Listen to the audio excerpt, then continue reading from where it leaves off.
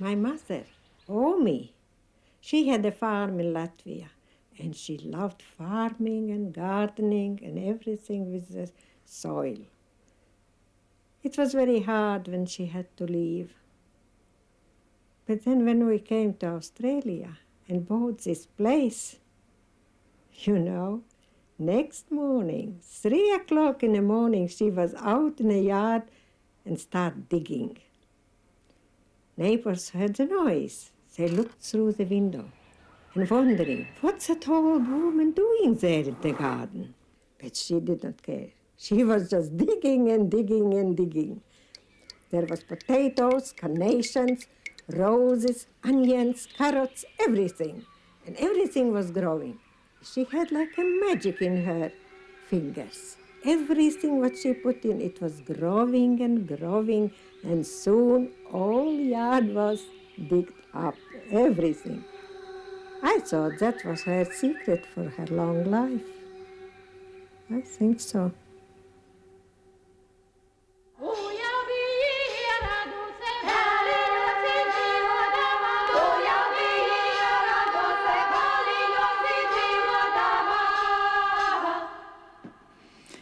My husband, he liked eel fishing. He never did any fishing in Latvia, but here it was his best relaxation after retiring. He got up real early in the morning and went looking for his favorite fishing spots, little creeks and streams and ponds where the eels could be. Then, while he watching his line, he enjoyed his smoke. And when there was something on the line, the fight started. And sometimes they wriggled away through the grass back in the creek. That happened too. And then he was really mad. They're very tough, slimy and tough. And he had to beat them and beat them and beat them to kill them.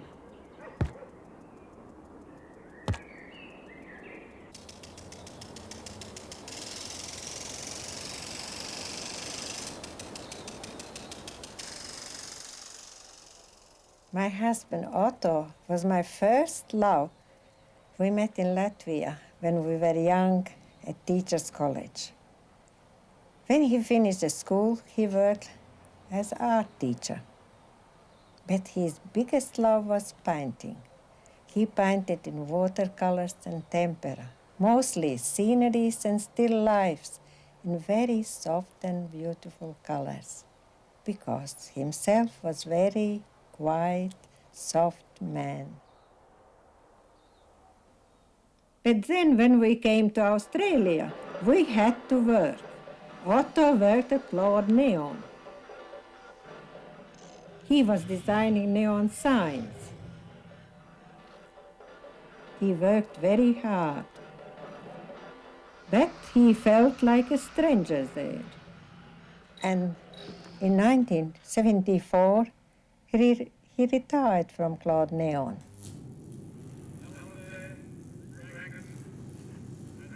But the people who still work there, even today, remembers him, because he was very good worker and good man. I miss him.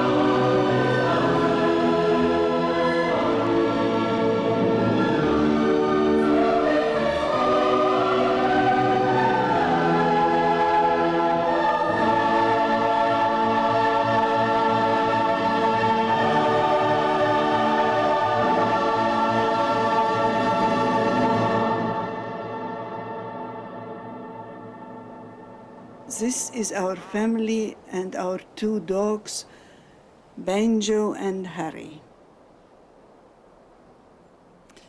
When we arrived in Australia, Mara was only 9 years old, and she couldn't speak a word of English. So when I took her first to the school, she was 9 and she was put in grade 1. Yeah. That was horrible. And gradually we came to settle down somehow. I remember that Anders was just the same. He was Yes. 9 too, and it was hard. And he was protesting to everything what was different. Yes. At school they called him names, but he just tried to study very hard and show that he can be better than them. Yes. All right. And in free time he helped father to build the house we were building that time. Started Yes. because we did not have anything when we came. Yes.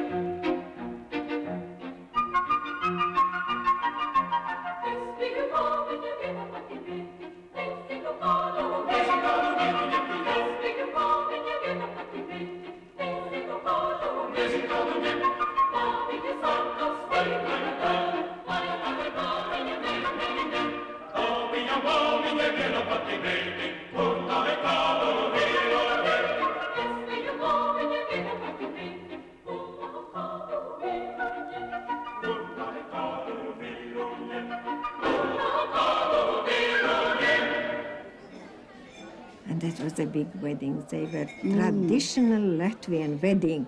And all the friends, Australians, they were so surprised. The Australian friends still remember our cakes. Yes. How nice it was, yes. And then, 2 years after our children's marriage, Kriv was born. Yes, our first grandson. It was quite an event. We were looking forward to it for a long time. It took him a long time to come to the world.